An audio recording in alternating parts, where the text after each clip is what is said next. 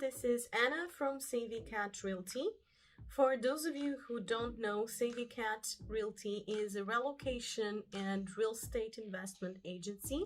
We do, however, only work with buyers, and we provide support in the whole relocation process. And our support is specialized for expats looking to relocate to Portugal. We provide a very thorough service that helps all the way from leaving your country and getting settled in Portugal and all the steps in between. So we help finding the right location, we help getting the paperwork ready, we help getting integrated, we help trying to get your kids into school and explain how the regulations work and our systems work here. And of course, we always try to help our clients integrate into the local communities. My team is consistent of locals only, and it's very important for me that we know the areas they are responsible for very, very well. So you will be in very good hands. We also do all the technical and legal work. We work with lawyers and also provide technical verification and inspections by engineers to make sure our buyers know exactly what they are getting into and don't get any surprises. Today I will be doing a bit more of an informal video about a topic that I very much love, that is food. So food in Portugal is very, very good, and we have a lot of options. We have the whole Mediterranean diet thing. And because I am in Porto today, and for those of you who don't know, I travel throughout the whole country and usually try to share a bit of insight into the different cities and my perspective into the different cities with my audience. And of course, I am very happy to hear your feedback. I would love to hear suggestions about things that you would like me to talk about and cities that you would like me to do a video about. So we are always happy to hear your feedback, and we will be looking at it. So, food. And like I was saying, because I am in Porto today, let's start with the food from Porto. So, Porto is known as the undying city or the unsurrendering city because it withheld one of the longest sieges in the history, and it didn't give up. And because of that, Porto has some very unique dishes that make use of all the parts of the animals. So one of the very popular, well-known dishes from Porto is actually tripas à moda do Porto, which is basically insides, like the intestines and so on. And it is usually done with rice. I actually don't often eat it. It's not one of my favorite things, but I know a lot of people who love it. And you definitely should give it a try in order to know whether or not you like it. One thing I do actually really like, that it's not typical just from Porto, but it's made all around Portugal, is cozido à portuguesa. And cozido à portuguesa is basically Portuguese broth, I guess. And it is consistent of meats, very different. Usually it's different types of meat, but focused mainly on cow meat, and also has enchidos. So enchidos is like sausages, but we do them very differently. There is several types of sausage-like things that we do here in Portugal. And in cozida à portuguesa, you usually have chorizo and also farinheira. So they have completely different tastes, and sometimes you also have morcela in cozido. Morcela is the blood sausage, I guess. And farinheira is a very intense flavored one that is usually love it or hate it kind of situation. I personally love it, but I can only eat it very rarely because it is a very strong flavor. And of course, chorizo is the more regular sausage type that is curated. And then you have different types of meat, usually mostly pork and cow meat, different parts of the animal. And then you also boil some, usually potatoes and a lot of cabbages. And you boil them in the water in which you boiled the meat. So they are very meat flavored. And the higher quality the ingredients, the more lovely this dish is. But it is, of course, a very heavy dish that you can consume here in Portugal. So, going back to Portuguese sausages, we have another interesting sausage that is called alheira. Alheira has an interesting history. It's like a sausage that is made with bird's meat. So back when a lot of Jews, well, not a lot, but some Jews immigrated and ran from the war and hid here in Portugal. And Portugal was a Catholic country where we also had Inquisition at a point.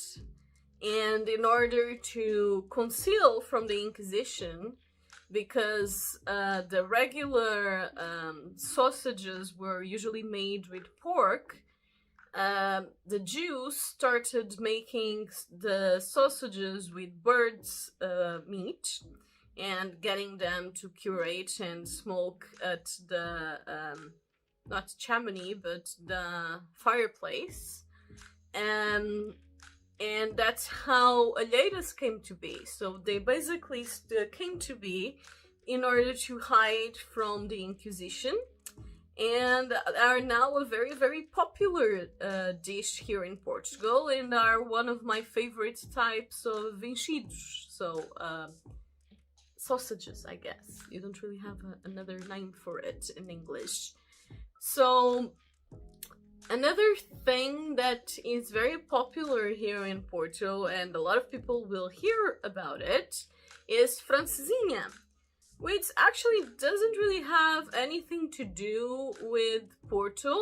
It actually was inspired by a French dish.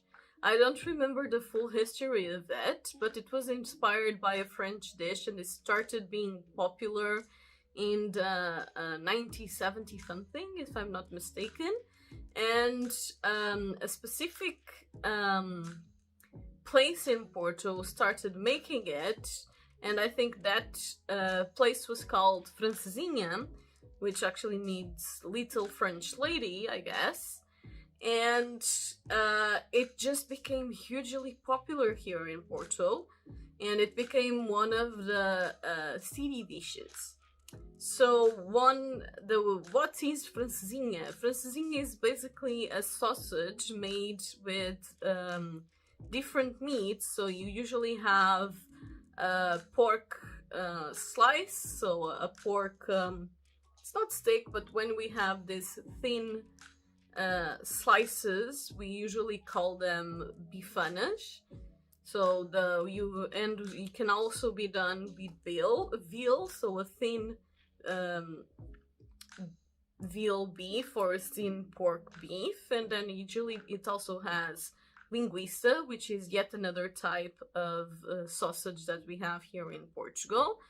And then it is layered. It usually also has cheese, and places will do them differently, but it usually has a lot of meat in the middle, some ham too, and then it is covered with cheese, and a special sauce is poured on top. This sauce is usually made with beer and shrimp or other fish, so it is a very strong sauce. and different places do it differently. Usually it is spicy. There are some places that don't do it spicily. I'm actually allergic to peppers and chili peppers, so not spicy for me. And it is a very heavy dish that you should definitely try, but it's heavy, so be prepared for that. I'm very much a sweets person, and there is a lot of different Portuguese sweets that are very sweet.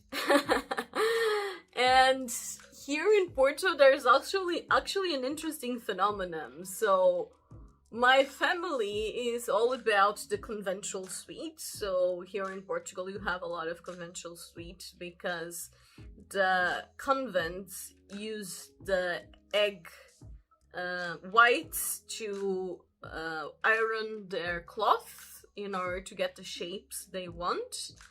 And then they had a lot of leftover yolks. So they started doing sweets with those leftover yolks, which means those sweets had a lot of yolks.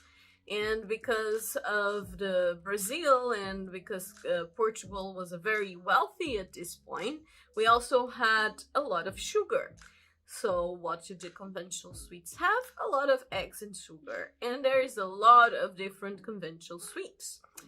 And because my uncle has a farm, and at some point he had 100-something chickens, we used to do, my grandmother and I used to get rid of the eggs. So a bit like the nuns back then, we would, well, sacrifice ourselves in order to make the sweets.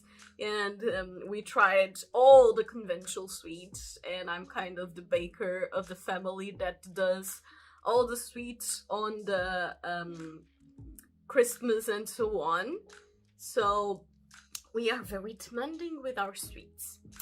And all of this to say that we are usually not very fond of the sweets in Porto, because for some reason people here in Porto really like to leave things half raw. Like, it's a thing here in Porto for some reason, like the croissant. The croissants here in Porto, they are made with brioche kind of dough. So it's not the puff pastry croissants like you have the French ones. They are made with a kind of a more bread-like dough, but a heavy one. So it's basically an egg and milk dough. And here in Porto, for some reason, people tend to like them to be kind of raw in the middle. And that's the same thing with bread. So my family in general has moved all over Portugal. And it's also something that always drove us crazy, is how the bread and the sweets and the bakeries here in Porto seem to leave things raw. So personally, I don't really recommend the typical sweets in Porto. Another thing that I kind of don't approve of is that they use margarine instead of butter, and it's a completely different flavor, and I'm not particularly fan of that. So that's another characteristics from the Porto sweets. Of course, you will have some interesting modern bakeries with some interesting sweets, but I do find that the sweets in Porto tend to not be very spectacular on the daily pastry shops, so to say. So I ended up on a whole rant about bakery in Porto. That wasn't the initial thought, but this video is also supposed to be a bit more relaxed kind of vlog format, and I would love to hear your feedback on whether or not you enjoy this kind of more relaxed daily life and personal preferences kind of content. I'm just focusing on Porto today because this is where I am right now, but there are other locations where I much enjoy to have local food. Here in Porto, you have a wide variety of restaurants, and I have quite a few favorite ones. I'm not going to do free advertising though, but I do have a few favorite spots here in Porto, and you do have some very interesting food restaurants, and from different types. I have let's say I'm a lover of sushi too, and then you have a very good Taiwanese. There is a Celtic restaurant I really enjoy. There's a bunch of different restaurants that are quite interesting here in Porto. As a big city, you have a wide variety of things. But if we really want to talk about amazing food, I would probably go either further north or further south. I think the places that you eat best here in Portugal is probably going to be up in the north, like Braga and up, and Chaves and so on. Well, you will eat absolutely amazing, typical Portuguese food at the price of rain. That's a saying we have here in Portugal, basically, preço de chuva. Means like it's priced like the rain, like it costs nothing. A few years ago, I remember when my father had his company in Braga, he would still get full meals for 5 years. I guess that is like 15 years ago now, but now you don't really find food for €5, but you definitely do find a lot more affordable options the further north you go. And you have huge portions. That's a kind of a northern thing. There is these huge portions where in the older typical restaurants that haven't yet been taken down by inflation, usually you would have one portion for like 4 people, and that was a thing. Of course, there was this people that ate really a lot, and that one portion would be for 1 or 2 people, but they would have to eat really a lot. Another place that I really enjoy to go for food is Alentejo. Alentejo will have the most amazing food. It's probably one of the places like where you will eat best, and both when it comes to main dishes and desserts, it's a place that you will have a lot of typical conventional sweets and very well made sweets. My mother lived in Belgium for a while, and she spends all her life saying that she misses the sweets from Belgium. So then we are one of the places in Alentejo that I think it's really worth visiting is Évora. In Évora, for example, you will have, in Alentejo in general, you will have very high quality meat and very high quality vegetables. So there are a few dishes that quite stand out. In general, the meat in Alentejo is amazing, and you will have different types of preparation. Alentejo is also very well known for porks, and it's if you go by Alentejo, you will see its typical fields and often see herds of goats, cows, or porks. So it's one of the locations where in Portugal we will have the most production of meat. And one of the things that is very different and very good in my opinion is secretos. So secretos is like secrets, and it's a special cut of the pork that it's actually quite fatty, and it's supposed to be quite fatty.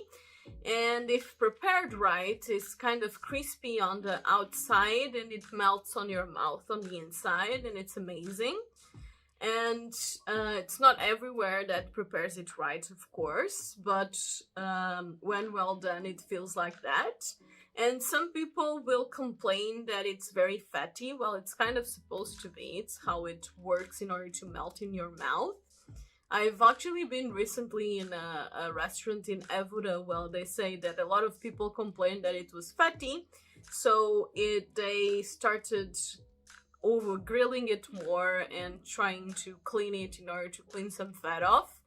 And because they did it, they kind of just made it into a chewy meat, and it just stopped being secretos.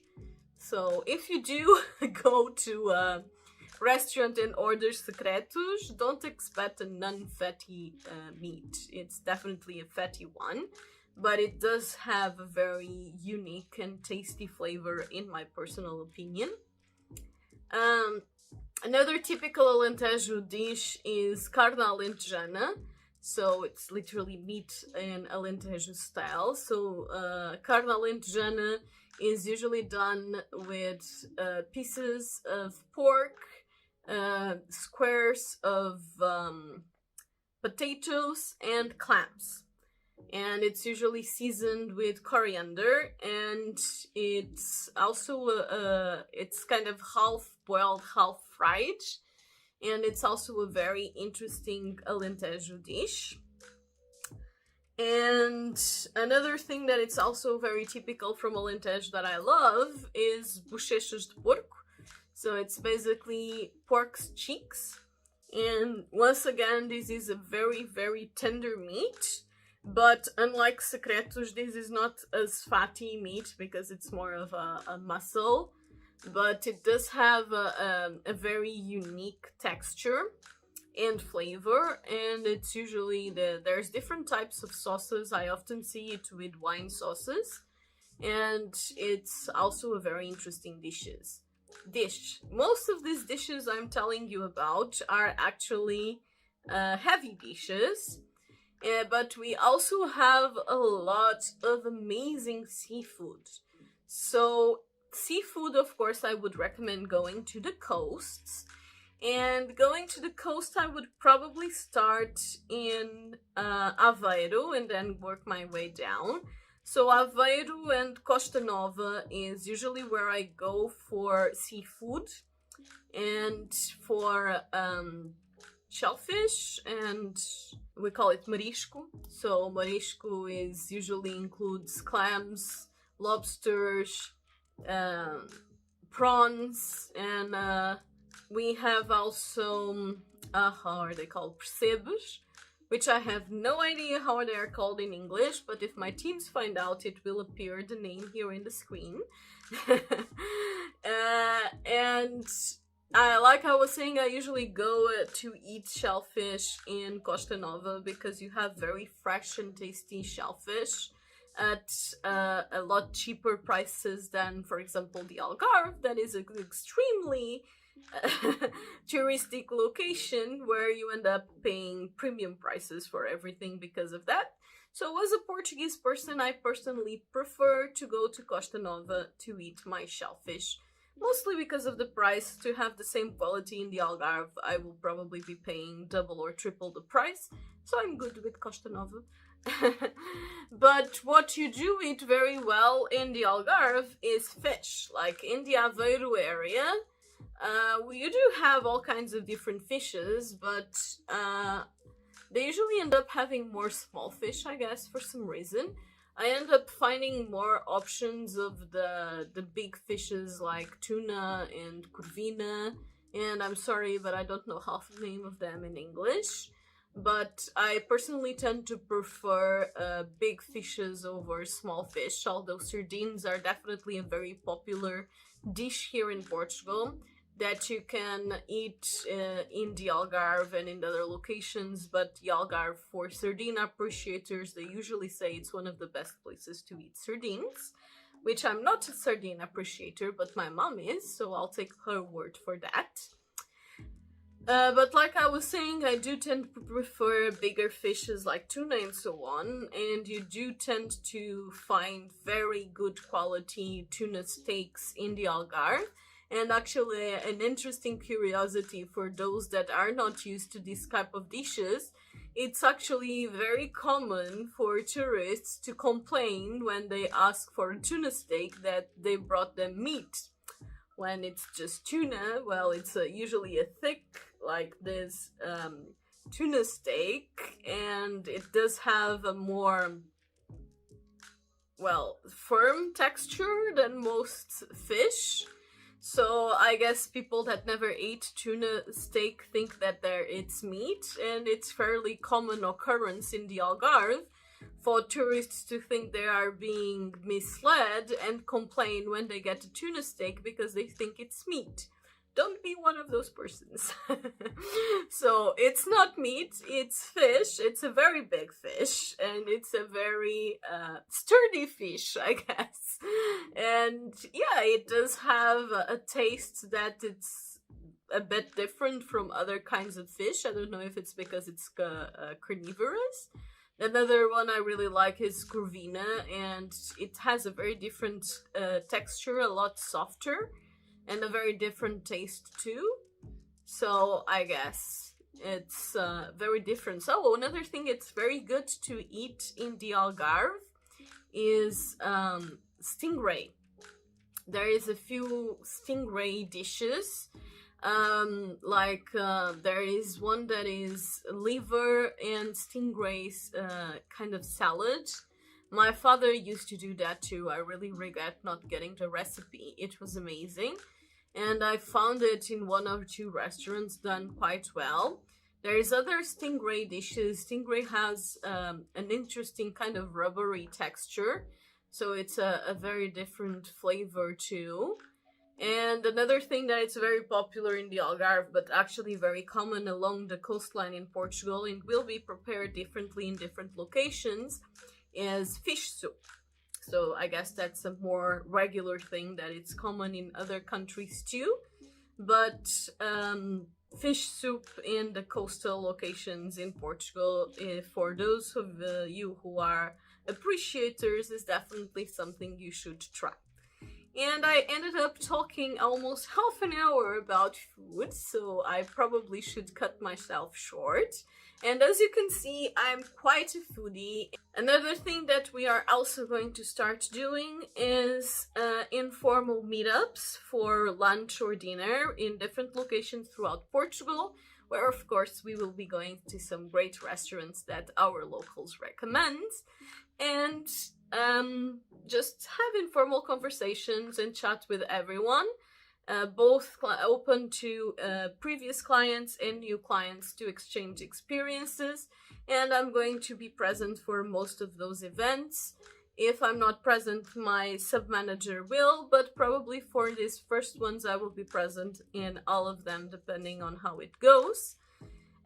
So if you are interested in participating in this kind of events, definitely follow us and subscribe to our newsletter. You can also subscribe to our channel where we release weekly videos, updates that can be either more technical and informative or more informal, but also informative like this. If you do have any questions for us, you can also send us an email at contact@savvycatrealty.com or check our website at www.savvycatrealty.com, where all our services are listed in a very transparent way, and our events will also be all listed there.